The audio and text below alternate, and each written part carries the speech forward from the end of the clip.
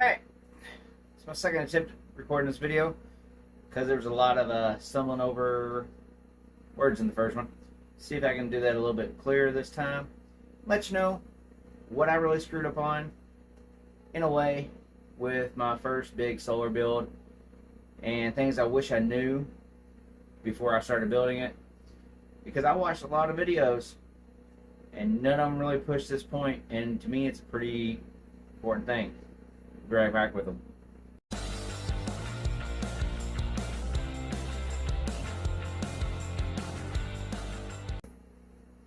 Alright, one of my first ones. Why go 24 over 12? Been asking this question for a long time. Never really understood why people would go 24 volt system over a 12 volt system, because there's so many 12 volt. It's so easy to get 12 volt stuff. You know, it's at every truck stop, every gas station, every, Home Depot, Lowe's, you name it. You can get 12 volt stuff, Walmart, anywhere. You know, if sometimes you need a new inverter, go get one. It's easy. What I didn't know was one of the reasons is your charge controller. That little doodad back there. When I sized my charge controller for this system, I sized it for the solar panels. Went out and got, 6 solar panels at 300 a piece, like 1800 watts worth of power, right? I made sure this thing, I ran them in whatever it is, series, crossed them over, up the voltage so my cables weren't going to be too big. The charge controller was going to handle it. I wasn't going to go over the amps, but what I didn't think about is that charge controller is only pushing out the same number of amps. So you have to size it for both what's coming in and what you want going out. Well, at 30 amps is what my charge controller is. On a 12 volt system, I was only going to build, no matter how much I could put into it, it was only going to put out 400 watts to those batteries. Roughly. Alright, everything's roughly in this video. Well, by going to 24, that same charge controller, now remember the charge controller is $200. To me, that's a lot of money. So now by going to the 24 volt system, it now can push out 800 watts. A lot better. Still got a lot more panels. I'm going to have to buy another one. But before I was going to have to buy 3 until it clicked. The other thing that I wish I knew, that's really a big deal, is the rate of charge you can charge your batteries at. Like you can go to Walmart and buy a 30 amp charger to charge up your batteries at the house, right? You know, there's usually they're 100 amp jump start, 30 amp charge. Well, it's not very good to charge battery, especially a single battery, at 30 amps. Started looking into that. It's like, how much energy can I dump into these lead acid batteries, and how fast?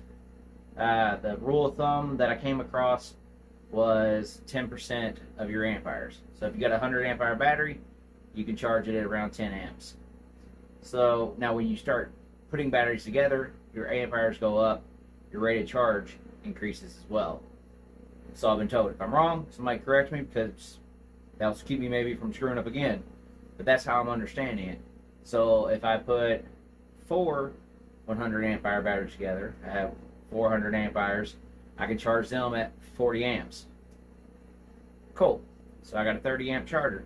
Need to make sure my battery bank is over, and should be for the amount of energy I'm coming in, the 300 amp hours. Which right now I do have a small battery bank. I only got four batteries hooked up to it. 4 because I went to a 24 volt system, so 2 12s crossed over into 24, and then those 2 are linked up. That's awesome. Like I said, that's something I would have really liked to know before I got into this, because then I could have sized my charge controller appropriately.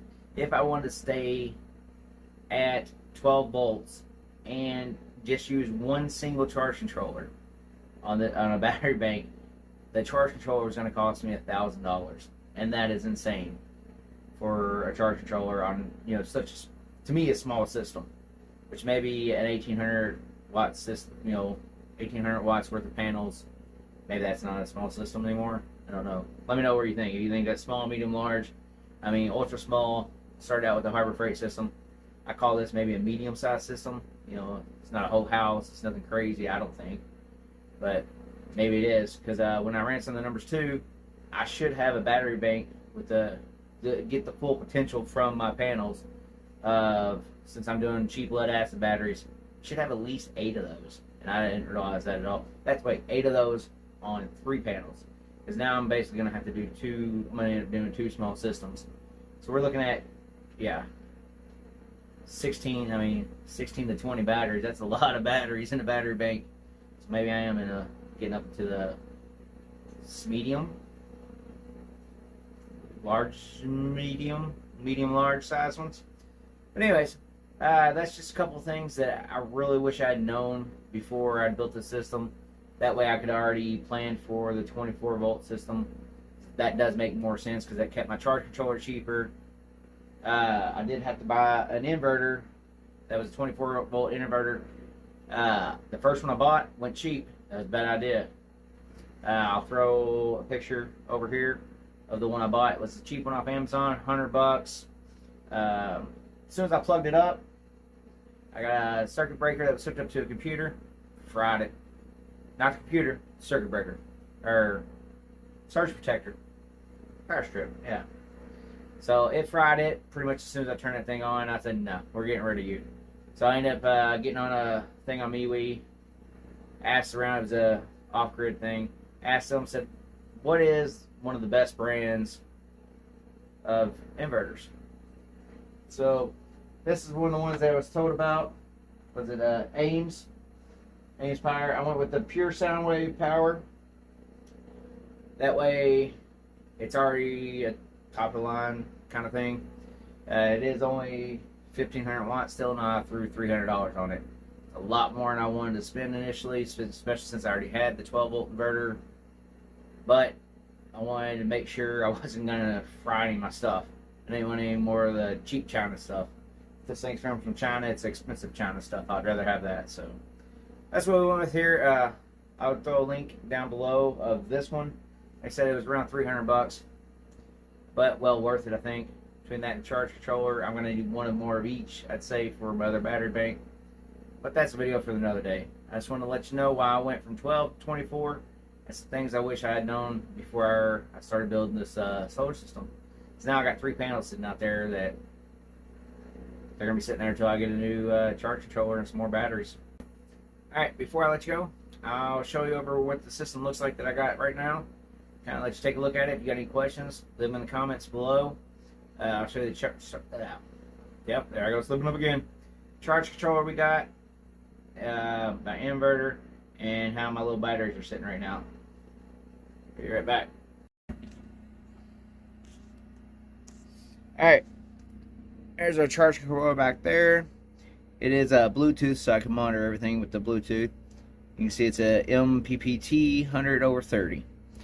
And there is the inverter.